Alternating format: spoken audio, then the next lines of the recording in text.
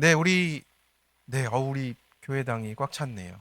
네, 네, 우리 또 다 같이 이렇게 온 가족이 모이니까 네, 이렇게 또 꽉 찬 또 예배당이 또 더 풍성해 보이는 것 같습니다. 네, 우리 앞뒤 좌우로 네, 우리 인사했으면 좋겠습니다. 우리 메리 크리스마스 인사하겠습니다. 메리 크리스마스. 네, 네, 주님이 이 땅에 오셨습니다. 할렐루야. 아멘. 네, 우리가 이렇게 또 크리스마스로 이렇게 다 같이 모여서 또 기쁨을 나눌 수 있는 게 너무나 은혜고 네, 감사한 일인 줄로 믿습니다. 네, 이렇게 불 꺼진 네, 방에 이렇게 들어가 보신 적이 있으십니까? 아니면 이렇게 예전에는 집에 화장실이 있어도 저 멀리 있었잖아요, 그죠? 네, 너무 옛날 얘기를 제가 하나요?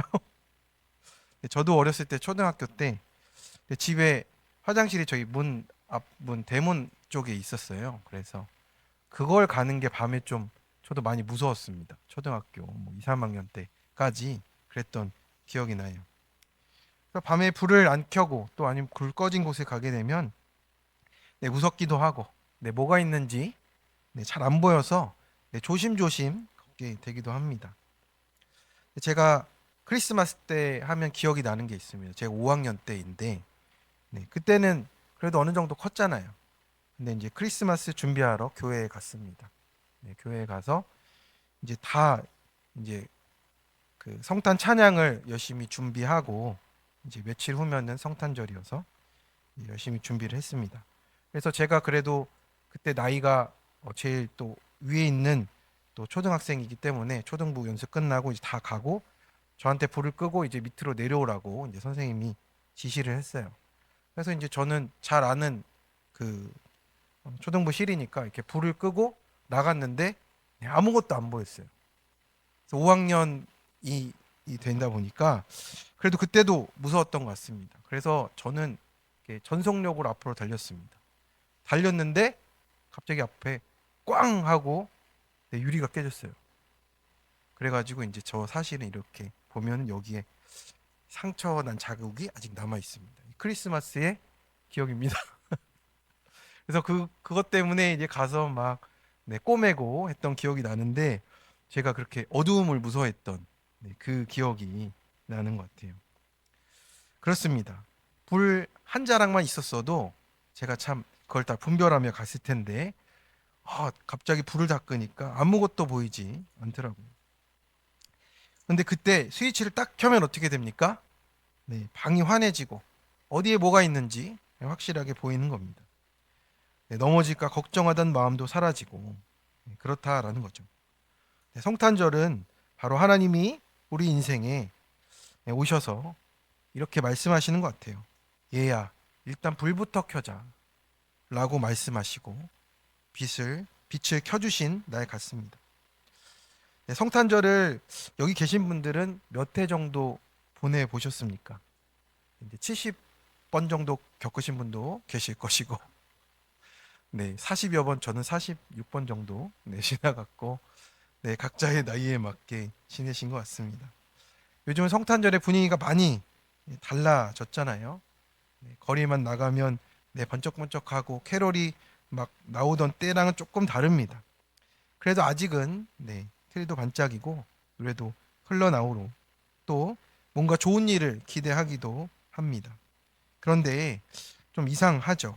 이렇게 밝은 날이고 네, 밝게 비춰지는 날인데 우리의 마음이 더 어두워질 때가 있어요. 네, 세월이 간다고 올해도 또 이렇게 지나가는구나 하고 또 요즘 뉴스는 한두 개만 봐도 많이 피곤합니다. 왜 그렇게 계속 새로 이렇게 뜨는지 모르겠어요. 그래서 요즘 우리 대한민국을 한 단어로 보면 네, 불안 같은 생각이 듭니다. 경제는 어렵다 하고 체감 경기는 더 어렵고 네, 청년들은 노력해도 안 된다. 뭐 이렇게 말하고 부모 세대는 버텨야 한다라고 말합니다. 이렇게 뉴스도 우리의 멍해가 되는 것 같아요. 여전히 해결되지 않는 문제가 있고 근데 우리를 불안 가운데 또 밀어넣기도 합니다. 또 우리는 또 예수님을 믿었는데 왜 내 삶이 그대로냐고 이렇게 반문하기도 하는 거죠. 성도 여러분, 성탄은 눈 내리는 예쁜 날이 아닙니다. 이 불안과 어둠 한가운데로 빛이 오신 사건입니다. 그래서 이사야 9장은 밝은 사람들에게 주신 말씀이 아니었어요. 그 출발은 어두운 현실에 마주하고 있는 거죠. 북이스라엘과 남유다는 아수르의 고통을 당하고 있고 가장 어두운 때를 또 보내고 있었습니다. 이사야 선지자는 그런 상황 가운데 빛이 비칠 것이다 이렇게 예언했고, 누가는 그분이 베들레헴 구유에 오심으로 우리에게 그 빛을 비추기 시작했다라고 선포합니다. 그래서 오늘의 말씀은 주님이 우리 가운데 오심으로 이루신 큰 은혜를 비춰 주십니다. 그래서 오늘 말씀은 우리에게 한 아들을 주셨다 하시죠. 이 예배를 통해서 하나님, 제가 잘해서가 아니라 주님의 열심 때문에 제가 여기까지 왔습니다, 이렇게 고백하며 내 삶에 빛을 비추시기를 바랍니다. 우리 첫 번째로 가장 어둡고 고통받는 곳에 빛을 비추십니다. 이사야 9장은 주전 8세기에 있었던 내용입니다. 아수르 제국이 이제 급하게 팽창하던 시기에 선포되었고요. 북이스라엘은 이미 이제 아수르 때문에 이제 붕괴하기 직전이었습니다. 남유다 역시 아수르의 압박을 두려워해서 외교 동맹까지 맺어서 아수르를 의지하면서 하나님은 의지하지 않는 길로 가고 있었던 거죠. 그래서 이사야 8장 22절을 보면 백성이 고통과 흑암과 공고를 당해서 이제 흑암 가운데로 쫓겨 들어갈 것이라고 이렇게 말씀합니다. 이렇게 절망스러운 선언으로 8장이 끝나고 다음 구절인 오늘의 9장 1절의 말씀이 우리에게 다가옵니다. 우리 1절의 말씀을 같이 한번 읽어보겠습니다. 전에 고통받던 자들에게 흑암이 없으리로다. 옛적에는 여호와께서 스불론 땅과 납달리 땅이 아멘. 네, 이 말씀은 우리에게 그 위로가 될 수 있도록 역사적인 배경 속에서 더 깊이 다가오고 있습니다. 스불론과 납달리, 우리가 참 잘 알지 못하는 지명이기도 하고 또 야곱의 아들의 이름이기도 하죠. 이 스불론과 납달리는요, 북이스라엘 끝쪽이에요. 그러니 공격을 당해도 제일 먼저 당하고 망해도 제일 먼저 망하는 제일 어려운 땅을 말하고 있는 겁니다. 여기서 흑암은 방향을 잃은 혼돈이고요, 고통받다는 눌리고 짓이겨지고 탈출구가 없는 상태를 뜻하는 거예요. 아무 소망이 없다라는 뜻이에요.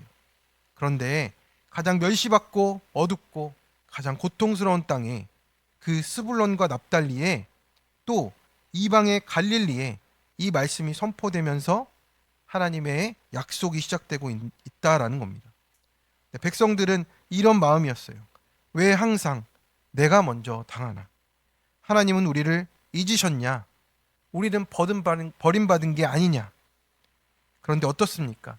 그 어둠을 벗어난 후에 빛이 오는 게 아니라 어둠 속을 걷고 있을 때 빛이 비춰진다라는 겁니다. 그 길을 걸어갈 수 있게 붙잡아 주신다라는 거죠. 우리가 예화를 하나 들어볼까요? 병원 중환자실에 가보면 가장 먼저 불이 켜진 방은 어디냐면 가장 위급한 환자가 있는 방이에요. 불이 켜졌다는 것은 괜찮다는 게 아니라 더 위험하다는 신호인 거죠. 그래서 지금 갈릴리에 또 그 땅에 빛이 비쳤다는 것은 그들이 잘났다는 뜻이 아니고 가장 위급했다라는 증거입니다. 우리 2절의 말씀을 같이 한번 읽어보겠습니다. 흑암에 행하던 백성이 큰 빛을 보고 사망의 그늘진 땅에 거주하던 자에게 빛이 비치도다. 아멘. 여기서 흑암은 단순히 환경만 나쁜 게 아니고 우리가 그 어두움에 눌려서 또 그 어두움에 또 사로잡혀서 이제는 어쩔 수 없다며 익숙해진 상태를 뜻하는 거예요. 이제는 어둠도 어둠인 줄 모르는 그 상태에서 나를 짓눌러가며 살아가고 있는 거예요. 그런데 누가는 이렇게 기록합니다. 누가복음 2장 8절에서 9절 우리 한번 같이 읽어보겠습니다. 그 지역의 목자들이 밤에 밖에서 자기 양떼를 지키더니 주의 사자가 곁에 서고 주의 영광이 그들을 두루 비추매 크게 무서워하는지라. 아멘. 이 성탄의 첫 목격자가 누구입니까? 그 왕실에 있는 사람들이 아니고요. 저 성전에 있는 높은 제사장들이 아니고요. 밤을 새우는 목자들이었다라고 하는 거죠. 이 목자는 사회적으로 높았겠습니까? 어떤 신뢰를 받았겠습니까? 성전의 예배에도 자주 참여하지 못하던 소외받는 사람들이었던 거죠. 하나님의 빛은 성전에 먼저 오지 않았고 화려한 곳에 먼저 오지 않았고요. 들판에서부터 어두운 곳에서부터 비추기 시작했습니다. 혹시 요즘에 이건 그냥 내 성격이다, 이 정도는 다 그런 거 아니냐 하면서 넘기고 있는 나의 어둠들은 무엇입니까? 내 마음의 묶임들은 무엇입니까? 주님은 우리가 숨기고 싶은 그 자리로 빛을 들고 찾아오시는 거예요. 하나님은 지금 그곳에 빛을 가장 먼저 비추시겠다고 약속하십니다. 그래서 그 땅을 이렇게 부르고 계세요. 우리 1절의 마지막 부분을 같이 읽어보겠습니다. 후에는 해변길과 요단 저쪽 이방의 갈릴리를 영화롭게 하셨느니라. 아멘. 하나님은 그곳조차도 이방의 갈릴리조차도 영화롭게 하신다고 하셨어요. 갈릴리는 어디입니까? 예수님이 오시고 공생애가 시작되는 가장 중심의 지역입니다. 그 땅은 왕족도 없고 그냥 버려지고 또 지방으로 또 세워진 땅입니다. 그러니까 빛이 비춰지기 시작하는 땅이 아무도 관심을 가지지 않는 그 땅이라고 하는 거예요. 그 마음이라고 하는 겁니다. 바로 가장 어두운 그 자리가 주님을 맞이할 자리, 성탄의 자리라고 하십니다. 주님은 정리된 삶이 아니라 어두운 곳부터 큰 빛으로 임하십니다. 그래서 성탄은 내가 괜찮아졌다라는 증거가 아니고 그곳에도 주님이 오셨다는 은혜의 사건입니다. 내가 아직 어둠에 있을 때 찾아오신 살아계신 하나님의 은혜의 사건이라 말씀하십니다. 적용 질문입니다. 지금 나의 삶 속에 큰 빛이 비춰져야 할 가장 어두운 스불론과 납달리는 어디입니까? 우리 옆에 있는 분에게 이렇게 좀 인사했으면 좋겠습니다. 그 빛을 비추시기 바랍니다. 할렐루야. 아멘. 성탄의 기쁨으로 우리 얼굴에 먼저 비춰야 됩니다. 할렐루야. 아멘. 우리 두 번째로 멍에와 압제를 꺾고 즐거움을 더하십니다. 주께서 이 나라를 창성하게 하시며 그 즐거움을 더하게 하셨다라고 말씀하고 있어요. 근데 현실은 어떻습니까? 우리 4절의 말씀을 같이 보겠습니다. 이는 그들이 무겁게 맨 멍에와 그들의 어깨와 채찍과 그 압제자의 막대기를 주께서 꺾으시되 미디안의 날과 같이 하셨음이니이다. 아멘. 우리가 코끼리가 서커스에서 어떻게 조련받는지를 다들 아시죠? 어릴 때부터 작은 말뚝에 매여요. 커서 힘이 엄청 세졌는데도 그 말뚝을 전혀 뽑지를 못하는 거예요. 왜냐하면 마음 자체가 묶여버렸기 때문에 그렇습니다. 우리도 마찬가지입니다. 이 멍에가요, 짐이 아니라 벗어날 수 없는 구조적인 억압 속에 있다라는 뜻이에요. 그래서 벗어나려고 하면 더 아픈 상처가 생기는 게 멍에잖아요. 그래서 그 짐승이 그것을 풀려날 수 없는 속박 가운데 그 짐들을 옮기고 일을 하는 거잖아요. 그렇게 이스라엘과 남유다는요, 외세의 압제 속에서, 가난의 반복 속에서, 죄의 악순환 속에서 어쩔 수 없다 하며 살았습니다. 우리도 그렇지 않습니까? 늘 반복되는 죄가 있고 끊겠다 결심해도 돌아가는 습관이 있고 늘 나만 손해보는 것 같은 억울함이 있고 또 내 마음에 어두움 때문에, 문제 때문에 묶여있는 내 모습이 있습니다. 나는 원래 이런가 봐 하며 체념하고 이런 멍에 속에 우리가 붙들려 있는 거죠. 그래서 사람을 묶는 것은 환경이 아닙니다.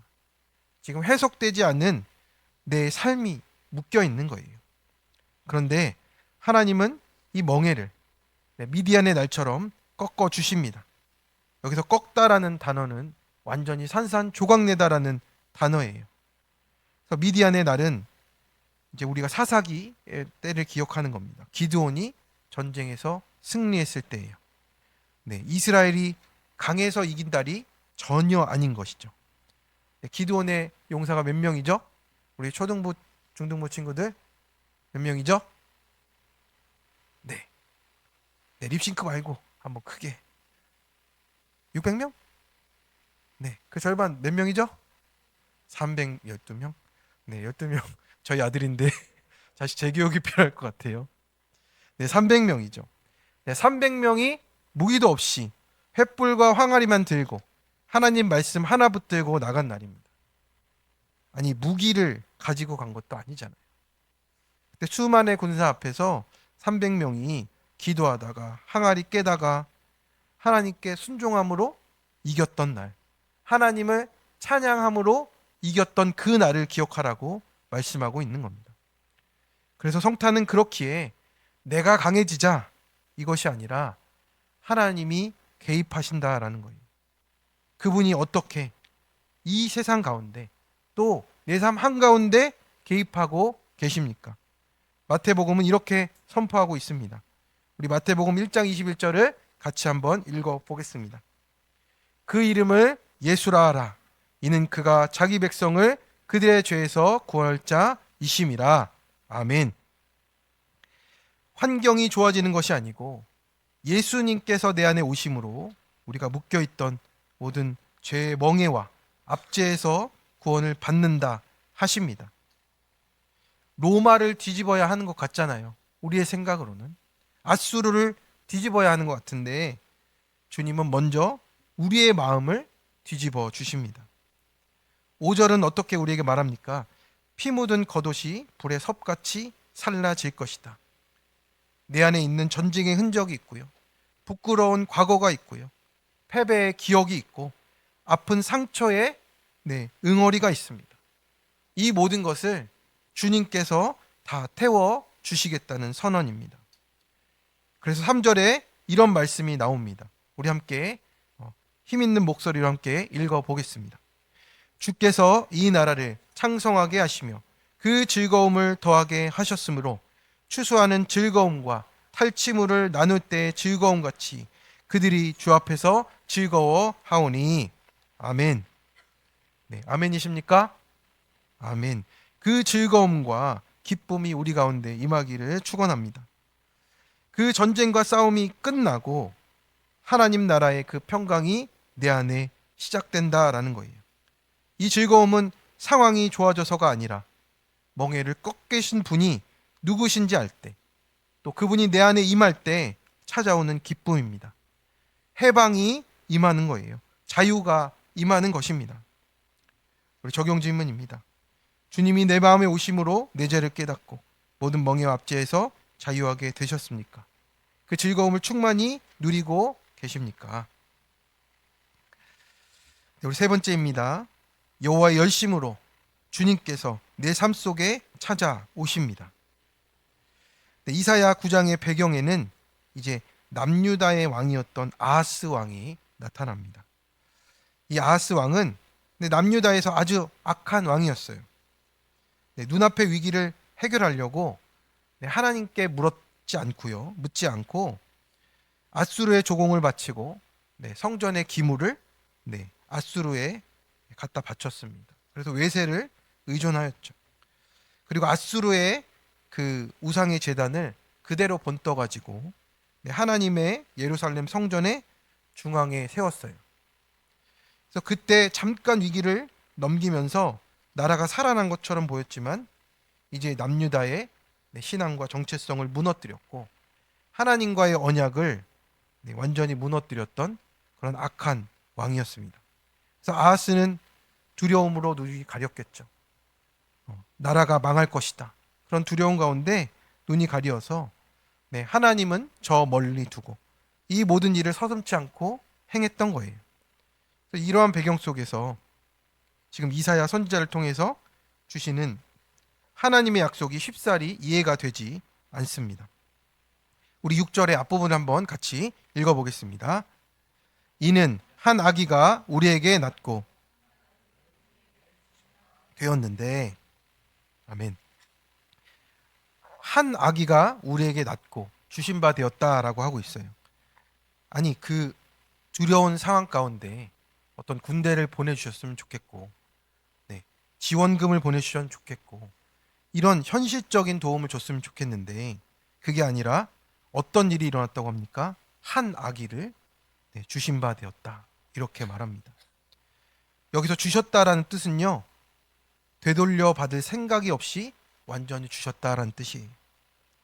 조건부로 그 아들을 빌려주신 것이 아니라 되돌려 받지 않으려고 주셨대요. 이 모든 상황 가운데 응답으로 이 말씀을 주신 겁니다. 그런데 여기서 우리는 묻지 않을 수가 없습니다. 하나님, 왜 하필 악입니까? 왜 왕이 이렇게 약하게 우는 모습으로 왔습니까? 이렇게 무기력하게 올 수가 있습니까? 라고 우리가 물을 수밖에 없는 겁니다.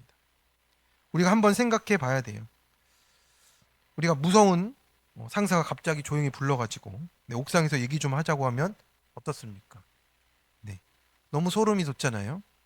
웃으면서 얘기 좀 하자고 하면 더 무섭습니다. 올라가면서 별별 생각을 다 하겠죠. 그런데 아기가 온다면 어떻게 하겠습니까? 경계를 푸는 거죠. 마태는 이렇게 선포하는 겁니다. 마태복음 1장 23절입니다. 우리 한번 같이 읽어보겠습니다. 보라, 처녀가 잉태하여 아들을 낳을 것이요 그의 이름은 임마누엘이라 하리라. 이는 하나님이 우리와 함께 계시다 함이라. 아멘. 임마누엘, 곧 하나님이 우리와 함께 계시다라는 뜻입니다. 하나님은 우리가 도망가지 않도록 아기의 모습으로 찾아와 주셨습니다. 왕이 태어났지만 궁궐이 아니라 구유에서 가장 전능하지만 아기의 모습으로 오셨습니다. 가장 무력하고 아무것도 할 수 없는 아기의 모습으로 우리 가운데에 찾아오신 것입니다. 아하스는 위기에 대한 두려움으로 자기 힘으로 구원을 이루려 했지만 하나님은 두려움이 아니라 사랑으로 다가가시는 구원을 이루어 가십니다.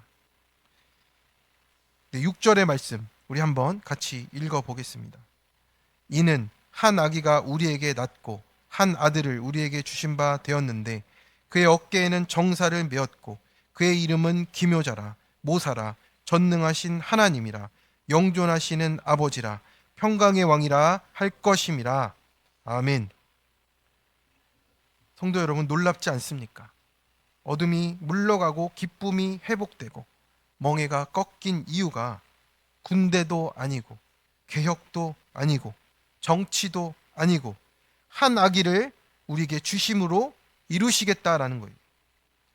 하나님은 세상을 바꾸는 방식으로 우리의 강함을 사용하지 않으십니다. 하나님의 가장 작은 것이라도 우리의 가장 큰 능력보다 강하다는 거예요. 점처럼 작아지심을 선택하셨습니다. 아하스처럼 우리는 눈에 보이는 강대국을 의지하고 싶습니다. 눈에 보이는 그런 아수르의 제단을 따르고 싶어 해요. 하지만 하나님께서는 보잘것없는 무력한 아기를 보내셔서 십자가로 완성될 참된 구원을 준비하십니다. 이것이 하나님의 놀라운 지혜인 것이죠. 우리에게 주신 이 아기의 이름을 보십시오. 결코 약하지가 않습니다. 우리의 능력을 뛰어넘는 분이십니다. 우리 기묘자라고 하잖아요. 네, 기묘자는 어떤 것입니까? 내 인생을 이해 못하지만 나와 함께 하시는 분이에요. 모사는 무엇입니까? 우리의 판단이 틀렸을 때 우리에게 말씀으로 가르쳐 주시는 분이라는 거예요. 전능하신 하나님은 무엇입니까? 말 그대로 아무것도 없는 곳에서 능력을 창조하시는 분이에요. 영존하시는 아버지는 어떠신 분입니까? 내가 버려진 자가 아니라고 말씀하시는 거예요. 평강의 왕이라 하십니다.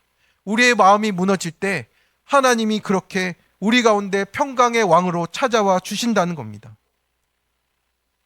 이 모든 이름이 여기 필요하지 않으신 분 계십니까? 이 이름이 우리 가운데 지금 필요하다고 말씀해 주십니다. 지금 고난의 한가운데 빠진 한 분이 계십니까?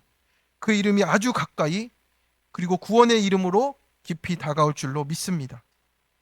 그분의 이름 중에 마지막은 어떤 이름입니까? 평강의 왕입니다. 샬롬은 문제가 없는 상태가 아니라 깨어진 관계 속에 회복으로 나타나시는 거예요. 하나님과 화목한 관계로 다시 회복시키시는 그 메시아께서 지금 내 삶에 찾아오셨다라는 겁니다. 그분이 내 삶에 찾아오셨을 때 어떤 통치가 나타납니까? 우리 7절의 말씀을 읽어보겠습니다. 그 정사와 평강의 더함이 무궁하며 또 다윗의 왕자와 그의 나라와 군림하며 그 나라를 굳게 세우고 지금 이후로 영원히 정의와 공의로 그것을 보존하실 것이라. 만군의 여호와의 열심히 이를 이루시리라.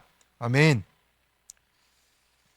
이 왕의 나라는 영원히 끝이 없고 공의와 정의 위에 서며 인간의 노력으로 유지되는 나라가 아닙니다. 성탄은 이 세상의 모든 어두움과 혼란과 또 혼돈 가운데 누군가가 드디어 책임을 지셨다는 선언이에요. 그분이 우리에게 찾아오신 우리 예수 그리스도이십니다. 오직 만군의 여호와의 열심히 이를 이루시리라 말씀하십니다. 이 열심은 질투할 만큼 포기하지 않는 집요한 사랑이라 말씀하십니다.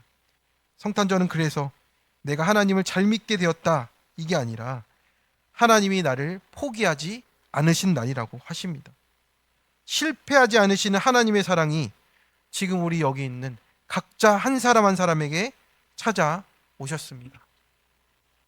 저도 2019년 12월 25일이 저에게 그런 날이 되었습니다.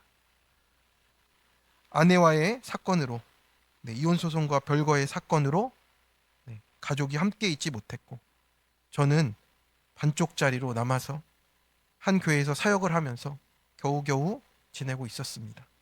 그런데 이 만군의 여호와의 하나님의 열심이 저를 찾아오시고 우리 아내를 찾아오셔서 그 모든 어둠과 혼란과 혼돈을 다 걷어 가셨습니다. 회개하고 하나님 앞에 나아오니 주님께서 그 빛을 비춰주심으로 말미암아 저희 가정을 2019년 12월 25일에 아기 예수님이 찾아오신 그날 회복해 주시는 은혜가 있었습니다. 성도 여러분, 우리에게 하나님의 구원 안에서 막힘은 없습니다. 지금 당장 빛이 보이지 않는 것 같아도 그 어둠 가운데 있는 것 같아도 하나님은 그 멍에와 압박 가운데 우리를 찾아와 주시고 그 멍에를 꺾고 우리를 구원해 주시는 빈 줄로 믿습니다. 성탄은 지금도 여전히 진행 중입니다.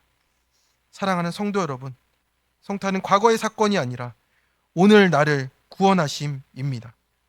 선물로 기분 내는 것도 아니고 어둠에서 끌어내주는 빛의 구조입니다. 그리고 분위기가 아니고 절절한 구속사인 것입니다. 내 문제가 여전히 있어도 문제 많은 내 삶 한가운데 하나님이 들어오시겠대요. 하나님의 처절한 사랑입니다. 오늘도 가장 어두운 자리, 멍에를 꺾으시고 이 세상을 사랑으로 살려내시는 만군의 여호와의 열심이 결국 세상 끝에서 멍에와 압제와 짓눌린 나를 찾아오셔서 큰 구원을 행하셨습니다. 할렐루야, 아멘. 우리 옆에 있는 분에게 그 큰 구원을 행하셨습니다. 우리 이렇게 인사하겠습니다. 그래서 이 우리 속에 오늘 내가 포함되어 있는 게 성탄의 기적이에요. 기적을 멀리서 찾지 마시기 바랍니다. 안 되었던 마음이, 또 옮겨지지 않았던 발걸음이, 또 찬송이 되지 않았던 우리 입술이 하나님께 나아가는 것이 기적입니다. 이 아기는 그렇기에 우리가 멀리서 구경하는 대상이 아니라 우리가 마땅히 엎드려 경배해야 될 왕이십니다. 그분을 기뻐하고 찬양하는 자리에서부터 기쁨이 임합니다. 우리 큐티 간증입니다. 3대째 모태 신앙인인 분이 교회에서 믿는 사람과 결혼했습니다. 그런데 구속사를 몰랐기에 스불론 땅과 납달리 땅처럼 멸시당하지 않으려고 세상 성공을 추구하며 살았다 합니다. 내가 출세하면 아내와 아이들은 저절로 보생받을 수 있다 생각하고 승진에 성공에 매달렸습니다. 이윽고 다니던 대기업에서 승진하고 가정도 화평하니 세상 일과 교회 일 두 마리 토끼를 다 잡았다 여겼습니다. 하지만 이건 저의 착각이었습니다. 습관대로 교회에 출석하고 종교 활동에 충실할 뿐 저의 영적 상태와 결핍은 보지 못했기 때문입니다. 임원 승진에서 누락되는 사건을 겪으며 저 자신을 돌아봤습니다. 이때도 인본적인 가치관으로 사람과의 관계만 생각하며 하나님만 원망했습니다. 그러다 하나님 계획하심으로 저는 아내 몰래 투자한 주식이 발각되면서 아내에게 이끌려 큐티하는 공동체에 속했습니다. 매일 말씀을 듣고 묵상하다 보니 흑암에 행하던 제게 큰 빛이 비쳐 말씀이 들리는 기적을 체험했습니다. 그렇게 하나님은 제가 무겁게 맨 세상 성공 멍에와 돈 우상의 막대기를 꺾으셨습니다. 또한 공동체 지체들과 나눔으로 있으면 먹고 없으면 금식하고 죽으면 천국 가자 하는 구원의 가치관을 갖게 하셨습니다. 여전히 저는 혈기와 분노를 내며 교만에 빠질 때가 많지만 그때마다 하나님은 제가 택자임을 상기하게 하십니다. 지금은 전 직장 신호회원들과 매주 전화로 큐티 말씀을 나눕니다. 예전에 저와 같이 잘못된 길로 가는 지인들에게 말씀으로 해석된 삶을 나누며 복음을 전하겠습니다. 어두운 제 마음 가운데 빛으로 찾아와 새 삶을 살게 하신 평강의 왕이신 아기 예수께 경배와 찬양을 올려드립니다. 적용으로 직장 신호회원들에게 전화해서 갑질하며 교만하게 굴어서 미안합니다. 사과하겠습니다. 중요한 결정을 할 때는 아내와 먼저 상의하겠습니다. 네, 이렇게 자기의 모습을 보며 하나님의 말씀이 들리는 기적을 다시 만난 것 같습니다. 우리도 매일 이 기적을 누리시는, 이 성탄의 기적을 누리시는 우리 모든 성도님들 되기를 바랍니다.